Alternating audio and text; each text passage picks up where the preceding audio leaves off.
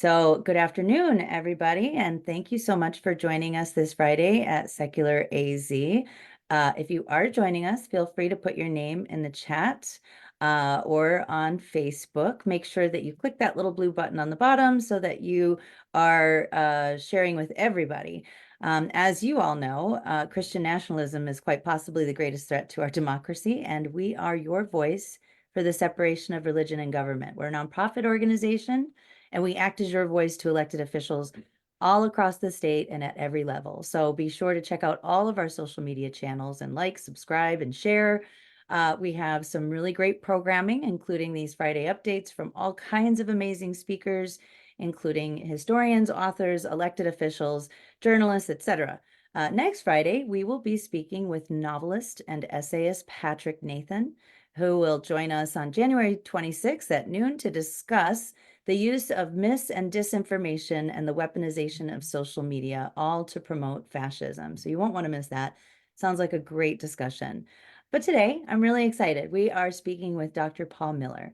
And Dr. Miller is a political theorist and political scientist focusing on international affairs, the American experiment, and America's role in the world. He is a professor of the practice of international affairs at Georgetown University School of Foreign Service and serves as co-chair of the Global Politics and Security Concentration in the MSFS program. He is also a non-resident senior fellow with the Atlantic Council's Scowcroft Center for Strategy and Security. And Dr. Miller has served as director for Afghanistan and Pakistan on the National Security Council staff, worked as an intelligence analyst for the Central Intelligence Agency, and served as a military intelligence officer in the U.S. Army. His most recent book, The Religion of American Greatness: What's Wrong with Christian Nationalism, was published in 2022. That is quite the resume. Is there anything that I missed? I would just, for the purpose of this book, I'll share that I'm married. I have 3 kids. We are members of a local Southern Baptist church just around the corner from our house.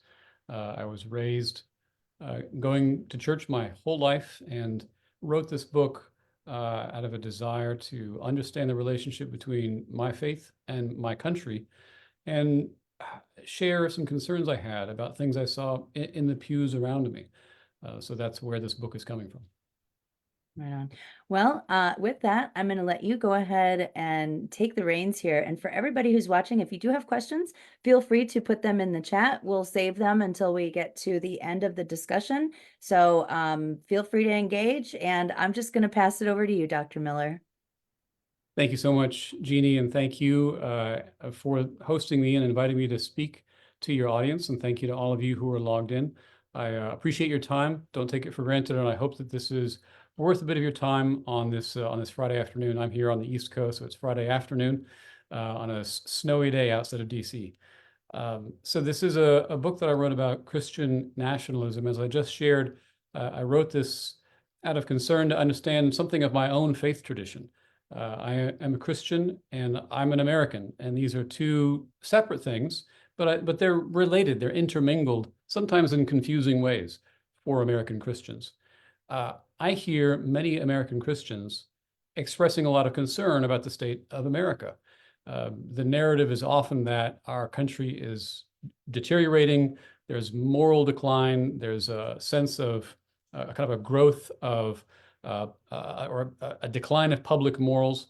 And there's this image in our heads that Christianity used to be the unquestioned public philosophy for America, the framework for our political debates. And weren't things better back then? Some Christians ask. Weren't things better when Christianity was the unquestioned framework?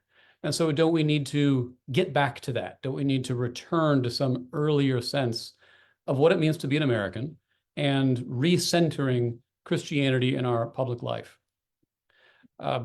These are popular concerns, but there are scholarly arguments that make the same kind of argument. 20 years ago, Samuel Huntington wrote his final book called Who Are We? In which book he argued that we Americans are defined by what Samuel Huntington called the Anglo-Protestant culture, Anglo-Protestantism. And he feared that demographic changes, religious changes in America were changing our culture so much that we were no longer truly American. And that if we kept on going that way, we would simply lose our sense of self and, he believed, lose the American creed of liberty and equality. And that's central to this concern that, in some sense, Christianity is the bedrock of American freedom, that we will lose our Constitution, lose our American freedoms if we lose our Christianity. So that's a good first cut at understanding what Christian nationalism claims and what it looks like. And as you know from the title of my book, I'm going to argue against that. But before I do, I kind of want to start by simply affirming the goodness of patriotism. And I think it's really important for all of us who are concerned about Christian nationalism to reclaim patriotism from this conversation. Sometimes if we argue against Christian nationalism, our opponents accuse us of being disloyal to America, of hating America. And you heard my biography. I served this country in uniform and in government for a decade, very proud of that. And I think it's good, healthy, and important for us to affirm patriotism and affirm a love of country.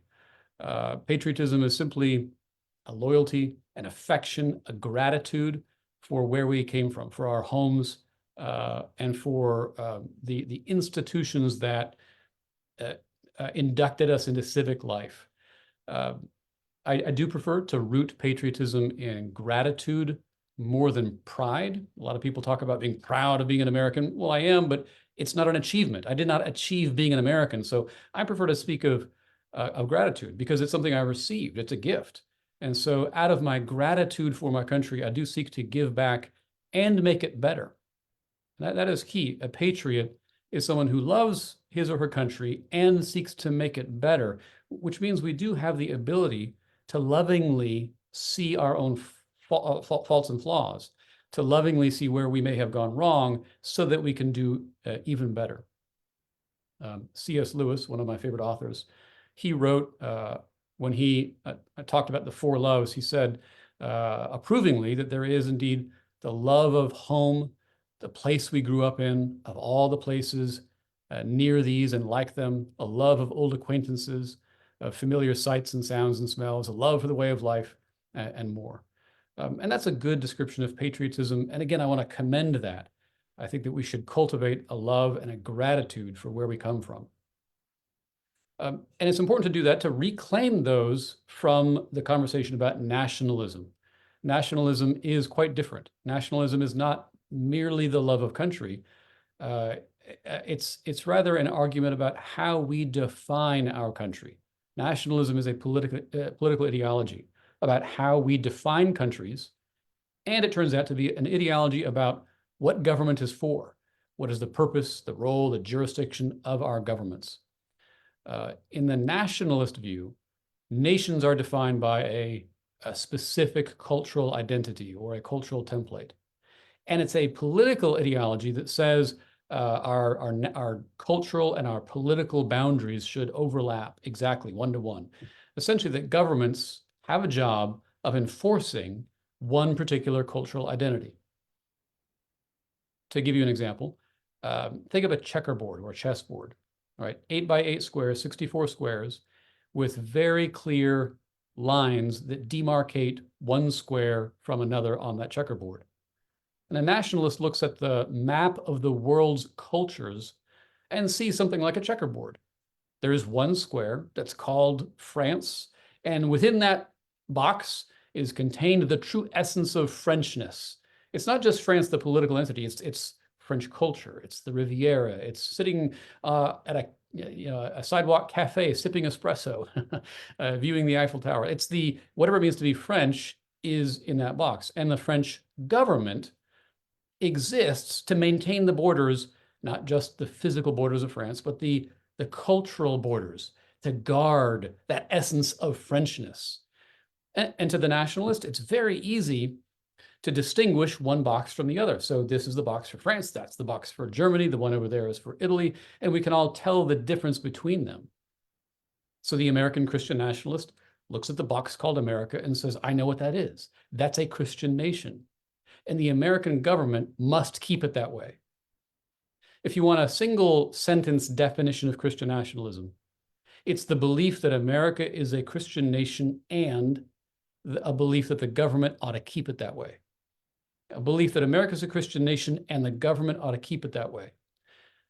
I can affirm the first part of that America is a Christian nation, if what we mean is that America, a supermajority of Americans, even today, profess Christianity. That's a true statement. If we mean that that Christianity has been by far the most influential religion in American history, of course that's true. A supermajority of the founders were Christians, and they believed they were enacting Christian principles in the Constitution. All of that is true, and I can affirm that historically. But if you're going to further say that our government today must privilege Christian identity, that's Christian nationalism. I'm going to part ways with you there, because that burdens the government with responsibilities and roles that it can't do and shouldn't do. To give you a more academic definition, nationalism is the belief that humanity is divisible into mutually distinct, internally coherent cultural groups we call nations, defined by shared traits like ethnicity or religion in this case, and that each group should have their own government, and the governments should defend our cultural identity. This, I think, is... Let me give you some examples of what Christian nationalism, I think, looks like before I dive in to describe why I think it's wrong. Because the concrete examples might help flesh out this idea in ways that the academic discussion sometimes leaves wanting.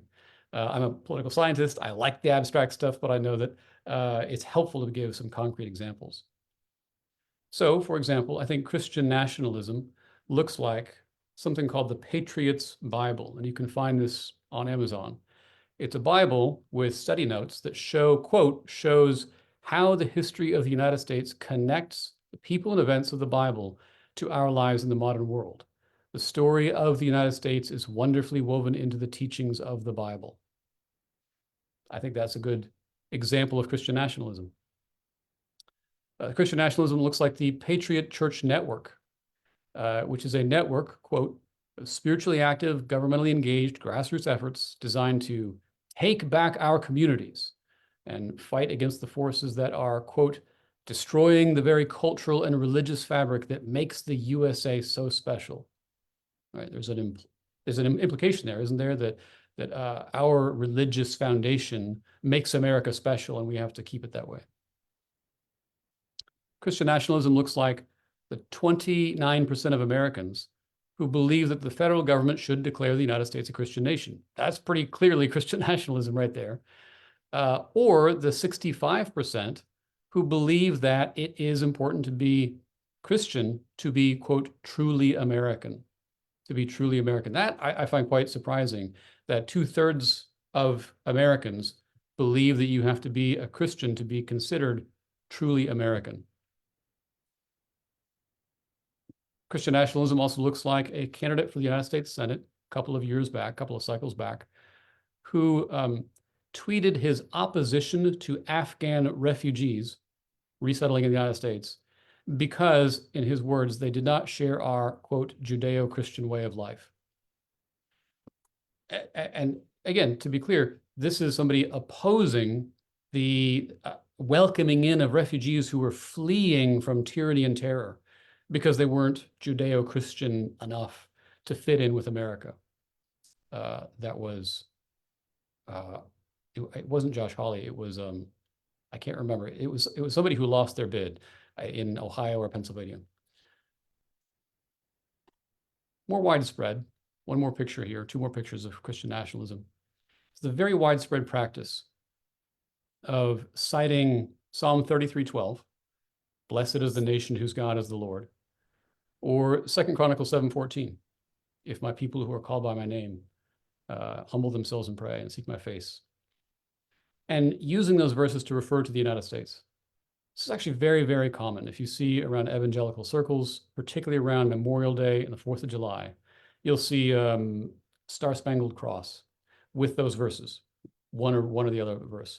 or you'll just see a patriotic display often in a church with one of those verses kind of alongside it. I think there's room sometimes for patriotism in churches. I'm pretty wary of it given our history. But when you mix it with a theological affirmation that we are the nation whose God is the Lord, or that we are the people called after God's name, I believe that is theologically wrong, and I believe that is constitutionally wrong. And I think that's Christian nationalism. So I've given you some pictures of Christian nationalism that are mainstream, I think pretty popular. I think they're widespread. I think these examples I've given you are relatively peaceful. And I think that they're wrong. I think they're theologically wrong, they're constitutionally wrong. And so it's important to note that there's another face of Christian nationalism.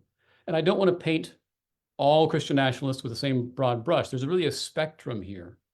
But there is a far side of the spectrum that is more, I would say, extremist and even violent. There was a book that came out called The Case for Christian Nationalism, came out just a year ago by, I don't want to give him any more airtime than he already has, in which he argued against democracy in favor of what he called theocratic Caesarism. He argued that it was morally permissible to take up arms against the United States. And he went on and on and on. You can fill in the blanks there. Not all Christian nationalists believe those things, but that version is out there. And I think we probably saw something like that on January 6th. January 6th of 2021 was a confluence of some white nationalism, some anti-government paranoia, and there was some Christian nationalism present, the worship music, the symbolism, the Christian flag. And I remember, I'm so struck that when the rioters or attackers made it into the floor of the United States Senate, they paused to pray and dutifully removed their head coverings because that was the appropriate thing to do when you pray. And then one shouted out, "Jesus Christ, we invoke your name." And one of the leaders prayed and thanked God for the opportunity to take back our country, to show this country is ours, and for the United States to be reborn. That was the language they used. It was a very clearly Christian prayer in the sense that they're invoking Christ's name to bless an attempt to reclaim the country for them, for their group, for their tribe. And that, I think, is an example of the dangerous kind of Christian nationalism. When you invoke that language to justify a violent assault that wounded 150 police officers in an attempt to disrupt the proceedings of the United States Congress, that's clearly, in my book, dangerous. So these are all examples of Christian nationalism. And just by giving you examples, I think already I've shown you where my critique is going to go, why I think Christian nationalism is wrong. So let me step back and give you a bit more of the kind of return to the academic stuff, right? Give you the top-down description of why I think Christian nationalism is wrong. I think Christian nationalism is wrong because I think all nationalism is wrong. I think nationalism itself is an incoherent political theory. Nationalism depends upon viewing the world's cultures as a checkerboard, but it's not a checkerboard. It's more like a Venn diagram, right? Those overlapping circles, except these overlapping circles have blurry boundaries and they change and they squiggle and they overlap and they're blurry. It's very hard to draw lines between cultures, to say that one thing is distinctly one culture and then we have another culture over there. I gave you this example of France and Germany, but if you've ever been to France and Germany, you maybe have gone to the borderlands in between, a place called Alsace, which is actually in French territory, but it is Germanic, or it's a blend of French and German culture in language, cuisine, architecture, and so forth. Cultures blur into one another all over the world. There's no hard boundaries between them. And it's actually impossible, therefore, to say, here's one culture over here, and we're going to make it one distinct unit with its own government. I remember 25 years ago, I was on a train backpacking through Europe, around from Greece to Turkey, I think I was in. And I met a group of young men who told me that they were Pomaks. And Pomaks are Bulgarian-speaking Muslim citizens of Greece. So what nation did they belong to? right? That's sort of by the nationalist definition, wrong language and wrong religion to be truly Greek, wrong citizenship and wrong religion to be truly Bulgarian, and the wrong citizenship, wrong language to be considered truly Turkish. And yet they were humans and they were citizens of Greece. And the nationalist insistence on putting these blunt categories on all of us denies who we really are, denies our identities, denies our multifaceted identities. They're trying to herd us all into these blunt, overbearing, oversimplified, nationalistic categories, and it denies our individuality. Another way of putting it is that nationalism is actually illiberal. And when I say illiberal, I simply mean not classically liberal, not consistent with the tenets of classical liberalism, the 18th century liberalism of the American founders.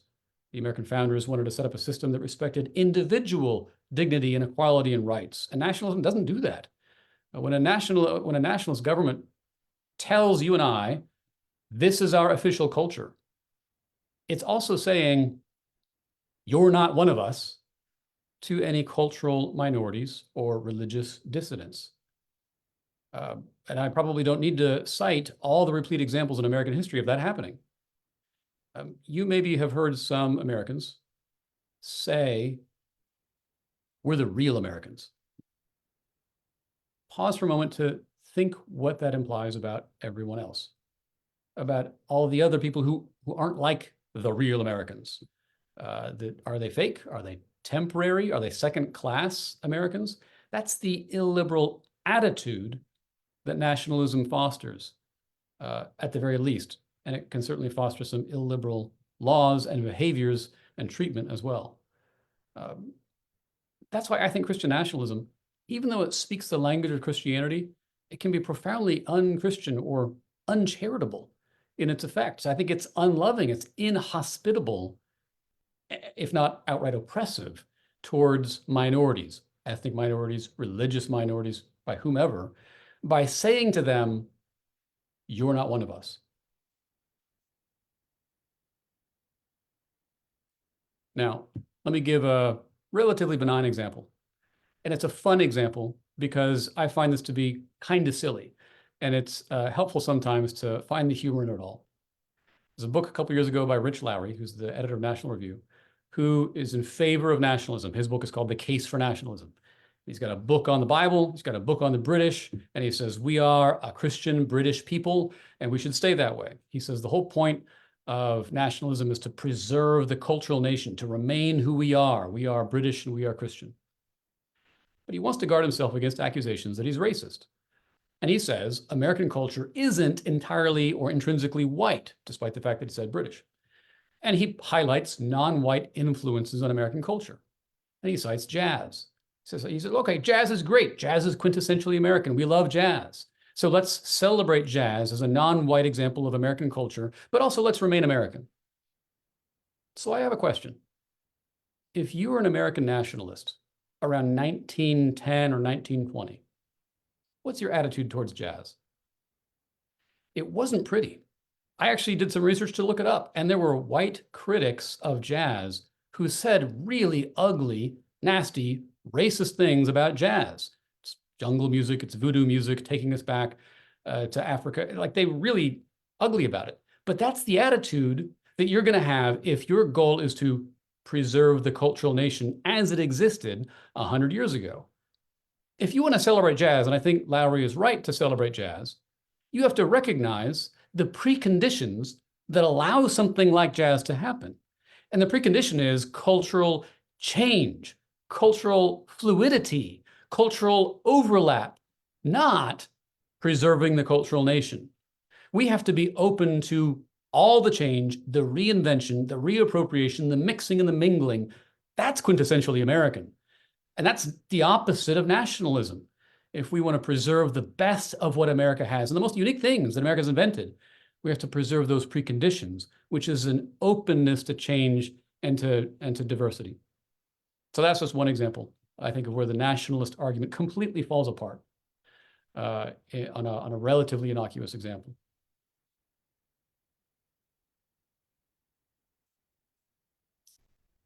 So Christian nationalism is, I think, incoherent. It is illiberal. I think it's unworkable. And I think it contravenes the tenets of the American creed. And that maybe is where I can draw this presentation to a conclusion before turning to Q&A, is by talking about the American creed. When I give this presentation, say this, America is not defined or should not be defined by our Anglo-Protestant culture, that we are something more than that. The obvious question is, what is it? What is more than that? And I think the answer has to start with the American creed. We're a nation defined by principles, by a proposition that all are created equal, that we all merit equal treatment under law and equal liberty under law. The Constitution and the Declaration are expressions of American identity, resting on, and this is my view here, resting on an underlying natural law argument that is entirely consistent with the moral principles of Christianity. There's no reason why Christians should shy away from this argument at all. The Constitution and Declaration were crafted by men who professed Christianity and believed that they were embodying Christian wisdom in these principles. And I generally agree with that. I think democracy is the political corollary of the golden rule. Do unto others means, in political terms, I'm going to treat you like an equal citizen because I want you to treat me the same way as an equal citizen. It means that I'm not going to deny your right to speak, worship, print, and associate as you desire because I don't want you to interfere with mine as well. And that means we're going to live in a pluralistic society. That's actually an outworking of a Christian principle, of the golden rule. If we embody that in our life together, we will be pluralistic, and there will be people who live different, believe different, who, in my view, live wrong and say bad things and say even evil things. And yet, I think it's my Christian duty to let them live wrong, to let them say wrong, to let them argue wrong. Because I think the Constitution is just.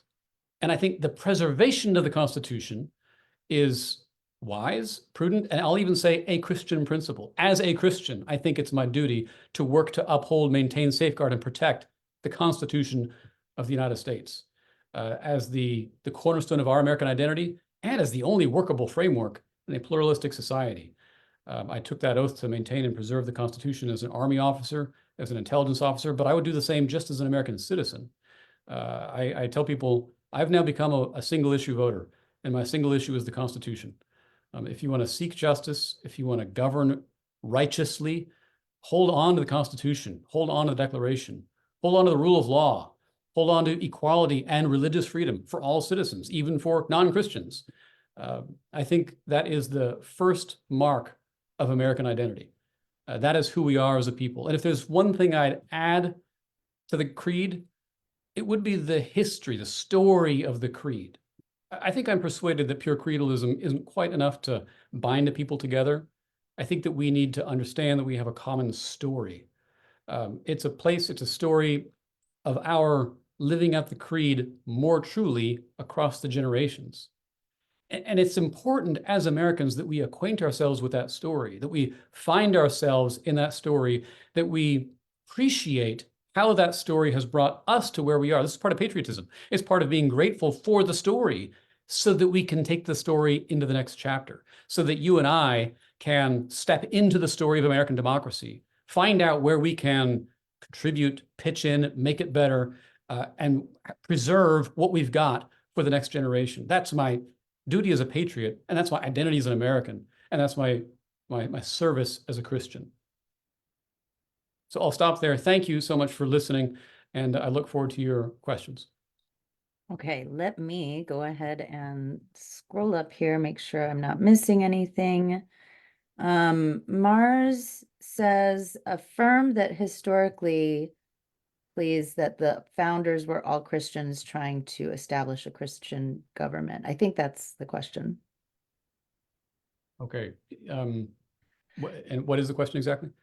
I guess to affirm that the founders were all Christians trying to establish a Christian government. It's not quite how I'd put it.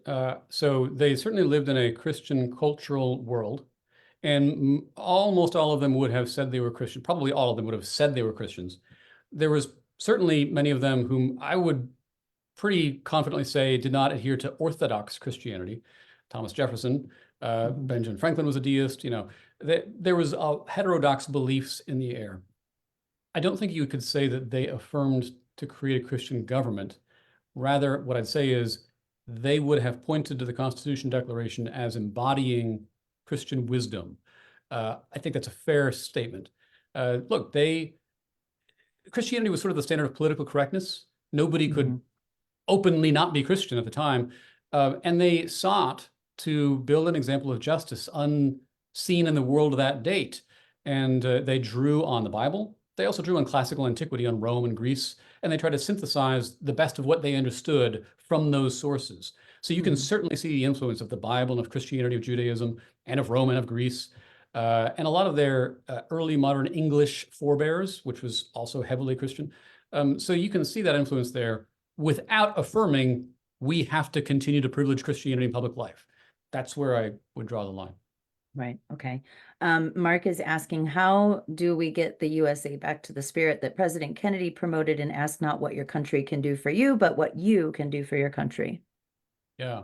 So how do we restore some sense of civic participation in life? This is very perhaps unpopular take, but I'm very open to the idea of sort of mandatory service for young adults. So give young adults the option of military service, or perhaps service in something like Teach for America, or I think it's called AmeriCorps.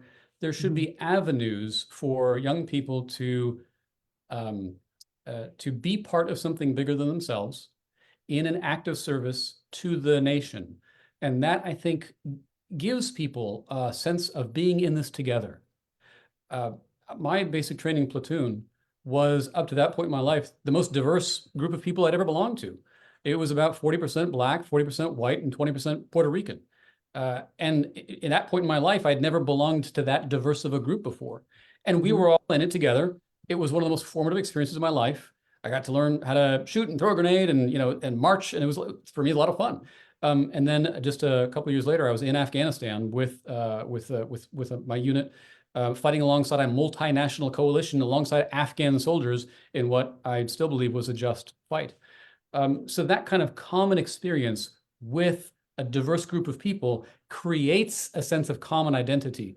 And I think that could be quite helpful. That's one way that we could try to restore a sense of civic participation to American life. It's, and you mentioned the military. My background is in education. And when I was teaching, and I actually got into education through Teach for America, and I still have mixed feelings now about that organization, but I'm grateful for that opportunity to really, kind of learn more about education and become an advocate the way that I am. But I have mixed feelings about the United States Army. I'm sure, yeah. But I remember when I was teaching in a Title I school, and we had a school resource officer who was also former, I believe, Army. And, and he's obviously very conservative, and said something about, he had this little whiteboard outside of his office, and it said something about socialism is evil or something like that. And I, as a joke, erased it and said, awesome, when we had this little really friendly back and forth. But I brought up to him, I said, you talk about your military experience a lot, like the Army, the armed forces are just a really great example of socialism. And it kind of stumped him, and it was great. And we had a really great conversation. And that was years, that was 12 years ago. I don't think that we could have that same conversation these days. You know what I mean? Unfortunately. Yeah. Let's get back to our questions here. So Roberto says, as a Mexican American, I am amazed at Patrick Buchanan type Catholics who criticize Mexican immigrants as destroying our American culture. Can you please comment? So Samuel Huntington makes the same argument in his book. He's worried about Hispanic immigration and says it's diluting American identity. Look, if you want a Christian America, you should welcome all the Hispanic immigration. It's by the demographics, Hispanic Americans are far more religious than most white Americans are. So I completely agree with the questioner, and I think that the worry over immigration it clearly isn't about America's Christian identity. It's got to be about its racial ethnic identity. That's a troubling line of questions for the nationalists. Mhm. Yeah. Here's another question from Mars. Question, how are your presentations received by religious folks? What are some of the conversations you have with the Christian nationalists after they hear your take on this? Yeah, that's a good question. So quite a lot of my speaking has been at Christian colleges and universities. And so maybe I'm not encountering with sort of committed hardcore Christian nationalists so much as I am talking with young Christians who are thinking and wondering. And because nationalism has been in the air for the past 8 years at least, there's a lot of nationalist curious, nationalist adjacent students. I try to just kind of make the case I just made for why nationalism doesn't work and why democracy is a pretty good idea. What I found is that there are a lot of Americans, a lot of Christians who don't understand why we have a First Amendment, particularly disestablishment. They've absorbed that Christianity is good and important and under attack. That's a widespread belief on the right.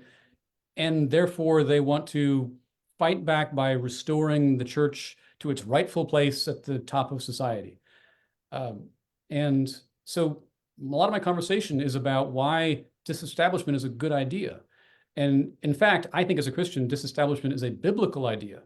Right? Jesus said, "My kingdom is not of this world." Jesus said, "Give to Caesar what is Caesar's, give to God what is God's." I could go on and on in this vein, but I probably don't need to convince this audience.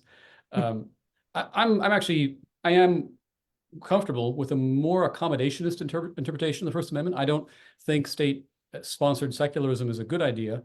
In fact, I think that kind of creates the antibody reaction of people who want to just force religion into the public sphere. I think that's also unhelpful. But a lot of my speaking to these audiences is simply making the case for why disestablishment, why the First Amendment, religious freedom is good, constitutional, and biblical. Okay, there is a question here in the Q&A that I'm going to go ahead and get to so I don't forget about it. James says, I have a much greater fear of Christian nationalism than it seems that you do. Am I wrong in feeling that Christian nationalism could result in a catastrophic shift of representation, personal freedoms, and the ability to seek happiness for those of us who don't go along with it? No, you're not wrong. And I am alarmed. Maybe I didn't convey that alarm enough. One thing I want to be careful when I speak about this is to describe that spectrum, right? Mhm. Because I know and worship alongside many Christian nationalists, and I don't want to unfairly characterize friends and family and others who kind of, I think, fall in this camp.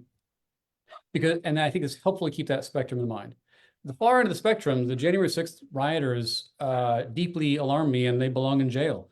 But it's unfair to say that that is characteristic of all the people who believe that America is a Christian nation and the government ought to keep it that way. A lot of the people who believe that are tweeting Psalm 33:12 on Memorial Day, and I think have an uncritical or unthoughtful understanding of the right relationship between church and state. But I want to be charitable in how I characterize their beliefs. Look, in our moment, the extremes on both sides are running both parties. That's the product of decades of polarization and the big sort and the empowerment of the primary system. And so while I can acknowledge that a lot of Christian nationalists are relatively mainstream, they're generally not the ones in charge and steering things on the right. And I make the same critique on the left, by the way. So you're right to be alarmed that even though the extremists might be in the minority, they do have outsized influence. Follow-up question. Mars is asking, what do you mean state-sponsored secularism is not a good idea? So the American First Amendment simply says no national church and everybody gets to worship as they want. France and previously in Turkey has a different understanding of religious freedom where they simply they prohibit religious displays in public, where you're not allowed to like wear a cross, wear a yarmulke, wear a headscarf in public or in certain employment circumstance, or like if you work for the government. I think that's wrong. I think that's just like oppressive. Of course I should be able to wear a cross if I want to. And I don't think that's a violation of church and state at all. I think that religious expression is normal to human life. The vast majority of humans who have ever lived are religious in some sense. The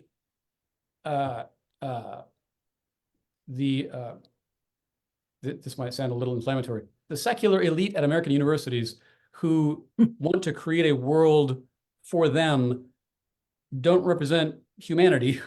And they have a hard time, and look, I work around these people, they have a hard time understanding that most of humanity just isn't like that. We are a religious beings, we are. And I think we need to be very comfortable with religious expression in public, while understanding we need to draw a line to not privilege religion or one sect over another in a public square. You probably are familiar all with the Supreme Court case about the Bladensburg Cross. I used to live around the corner from the Bladensburg Cross, like literally a 5-minute walk. I think I'm very comfortable with crosses on public lands, so long as we also allow menorahs and every other religious display on public lands. I don't think that's inappropriate. State-sponsored secularism is saying no cross, no menorah, no nativity scene, nothing at all. Nobody gets to express it all. And I think that's deeply unhelpful. Thank you for that answer. Okay, let's see. Let me go. Last one. Okay. Oh, that's the one. Farrell asks, can you discuss the New Apostolic Reformation? A little bit. And it's a good question, because I have seen more recent scholarship that says that movement and other movements like it are some of the more driving forces behind Christian nationalism. There might be a view out there that Christian nationalism is a whole bunch of Southern Baptists, and that's kind of not true. The people who go to church in the more established traditional denominations are actually not the ones who are the foremost enthusiastic advocates of Christian nationalism. The Southern Baptists are still going to vote for the Republican for the most part, but they're not the J6 rioters, and they're not the ones who are furthest out there. The New Apostolic Reformation and some Pentecostal movements, some charismatic movements, and movements of that ilk, which are less structured and have fewer ties to historic denominations, are also the ones. I also throw in prosperity gospel churches in this category. They are the ones who have allowed themselves to fall into what I would call heterodox teaching and Christian nationalism, where they easily conflate church and nation. The thing about the historic denominations is there's more safeguards, more checks, because we have historic creeds, we have documents that describe what we believe. And so if you're going to be a Southern Baptist in good standing, you have to abide by the Baptist Faith and Message of 2000. And that's a pretty good safeguard against the worst kinds of Christian nationalism. Maybe not against the moderate kinds, but that's why it's important to recognize, as the questioner did, New Apostolic Reformation and other movements like it tend to be the more animating, energetic forces behind this. Mm-hmm. There was recently, I heard a piece on NPR. This was maybe a month or so ago, and the statistic was startling to me that 4 out of 10 Americans prefer an authoritarian regime than democracy. Can you answer that in the context of the work that you do? Like, how can that be? How can that be that, like, normal Americans that share space with us think, I want a dictator? I'm not sure I know how it can be, but I believe that statistic. Just after watching my country for most of my adult life.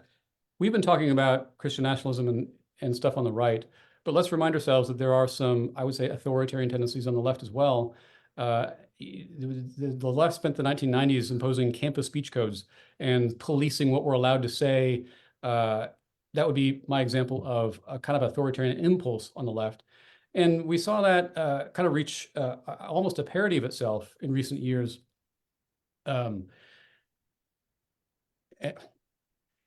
There's a wonderful minefield I'm trying to step my way through here. As the two sides essentially switched sides on what you're allowed to say on campus between 2020 and 2023, between George Floyd and the Israel-Hamas war. It's like the two sides just switched on how much free speech we allow on campus. And I've just tried to be a consistent advocate and say, you can say what you want to say, but don't be a jerk about it. Unfortunately, that seems to be a minority position. So I believe it. I think that there's vocal and influential minorities on both sides that don't really believe in checks, balances, the First Amendment, free speech, that they really believe that they understand the true form of justice, and if they just get in charge, they will fix it for the rest of us by imposing their vision.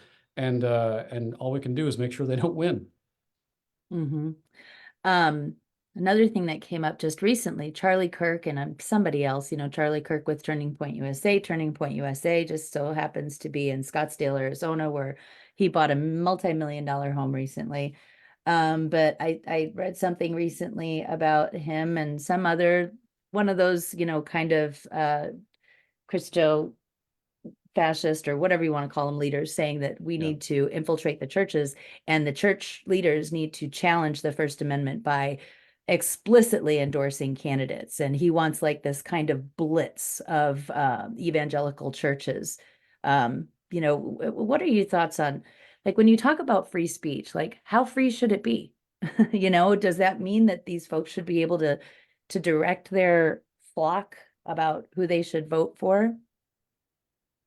That's a bit of a thorny issue, that particular one about churches and endorsing candidates. Just on the broad principle of how free should speech be, I'm close to being an absolutist on that. This is my libertarian streak. I agree with the Supreme Court that the government can stop incitement to violence, right? I think that's a clear restriction on free speech. And I agree that there should be laws against defamation and libel. And I agree that we should not allow speech that undermines national security. Hey, I work for the CIA. Beyond that, I don't know that there should be any real, there should be a lot of restrictions. So yeah, I get pretty absolutist about this. On the question about churches endorsing candidates, theologically, I don't think churches should do that. I do note that the tax-exempt status of churches predates the American tax code by about 1,000 years. So it's not correct to say that the churches became tax exempt when the government allowed them to be in exchange for their nonpartisan stance. That's not true. They've been tax exempt since the Middle Ages. And I would actually want to defend their tax exempt status no matter what the American government says. That's just a weird little footnote I'd add. But I do agree churches should not be in the business of directly endorsing candidates unless if you're a German pastor in 1933, I hope you're endorsing the other guy. So maybe there's a line where the churches have to step in and say, look, for the sake of the gospel and the sake of this country, we exhort and plead our flock, don't go down that road, right? I'm just trying to think through the limiting principle here, because I don't want to make a sweeping statement that they should never do that. I think there probably is a line, but we're not there right now. We're not.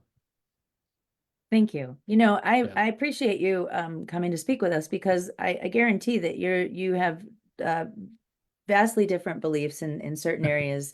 And, we are a Venn diagram right now, all of us who are watching you and listening to you speak. So I appreciate your candor and answering these questions. I'm looking to see if I've missed anything.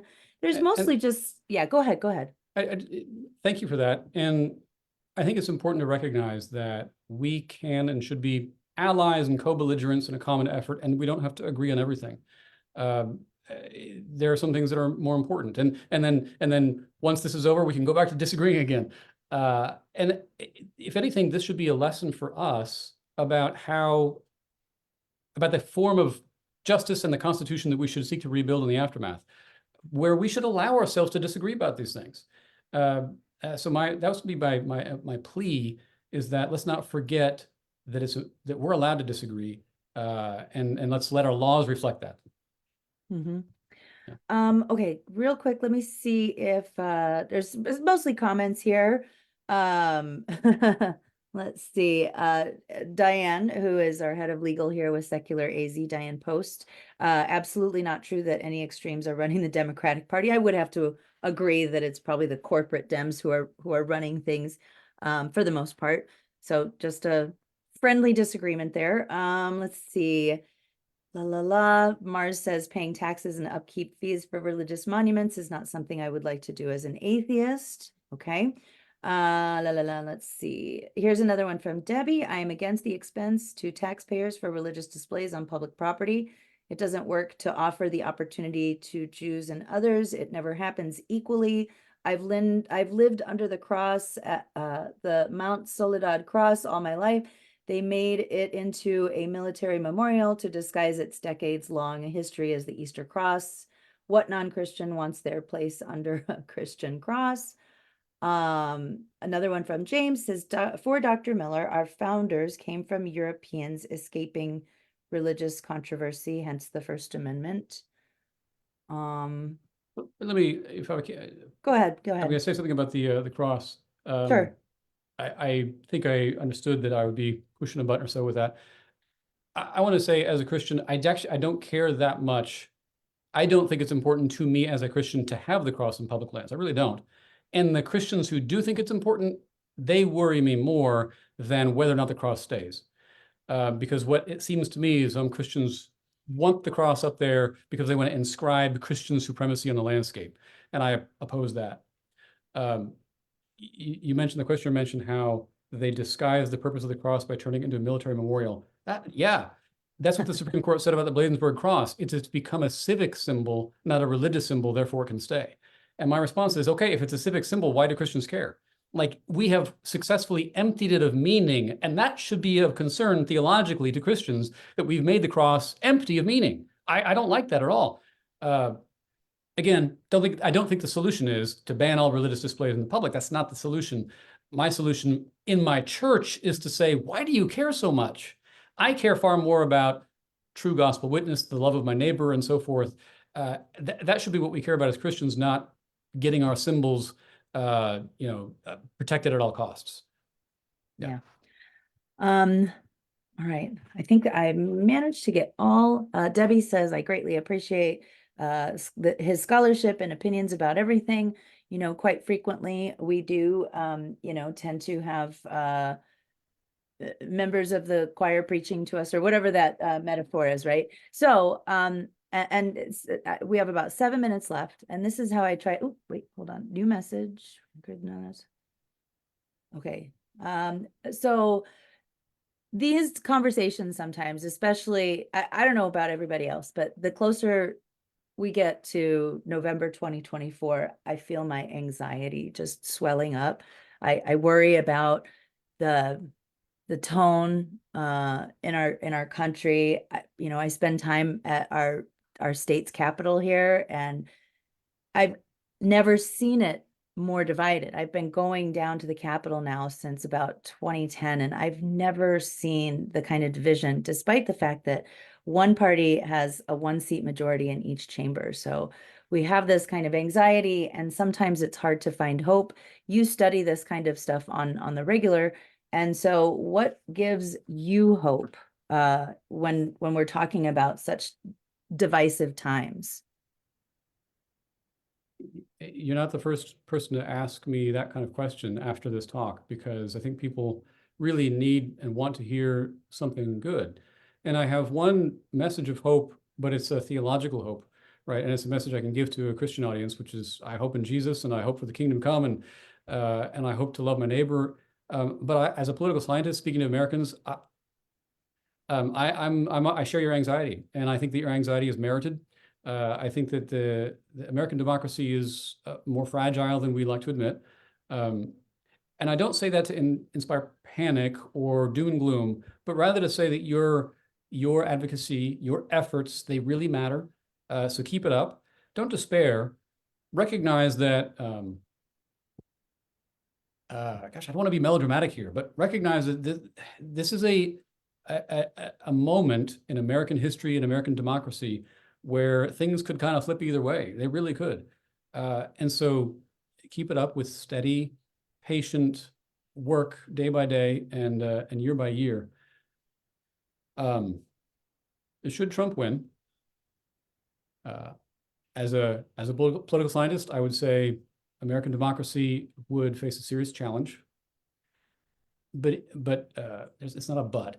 That means that anybody who has a position of influence and power at any level of government has an opportunity to preserve democracy at their level in their office and whatever responsibility they have. Thankfully, we have federalism, we have multiple levels of government, we have different branches of government, and the election of one president is a big act, but it's not the whole ballgame. What I'm saying is, all of you listening here, go run for office. Go run for something. Go run for school board. Go run for dog catcher. Go run for mayor, for county commissioner, run for something, or get involved in your local politics somehow, so that you'll be in a position somewhere to hold on to a place of sanity should our democracy come under the worst stress that we can imagine. Well, that is great advice, and I would say fairly consistent with the advice that we give our members, whether you yourself run or you put your weight behind somebody else and gather signatures for them, or pass out literature or host a fundraiser or whatever. And you brought something up too, like in those elected positions, really realizing the importance of the work that you do. There's a governing board member in a suburban district, Deer Valley, whose name is Paul Carver, and he is a card-carrying member of the 3% militia. And he got onto our school board, or onto the Deer Valley school board. This guy, who's also a former, I think, Army, veteran. He's a veteran. He got in there and he realized, this isn't really what they told me it was when I was running.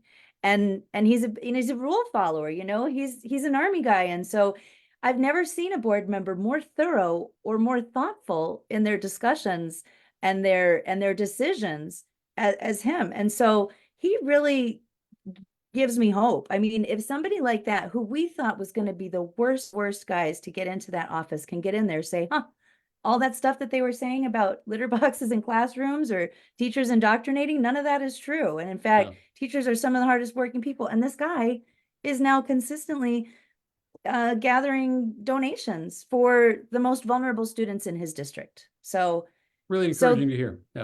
Yeah. And so those people are out there as well. And so if we can make headway with them, and especially folks like you, Dr. Miller, I just want to again say thank you so much for bringing this diverse perspective. I really, really, whoa, check this out. Oh my gosh, hold on. This is big news in the comments section. Roberto says yes to run for office. This week he announced that he's running against Wendy Rogers, Senator Wendy Rogers in LD7. Woo! Good luck. She's got I think $3 million, but still, that is fantastic news. And I think just the hope that we need to close us out. So thank you so much, Dr. Miller. I really appreciate you. Everybody, learn more about Roberto up there in the North Country. And I hope everybody has a wonderful weekend. Thank you so much, Dr. Miller. Thank you. All right. Take care, everybody. Have a great weekend.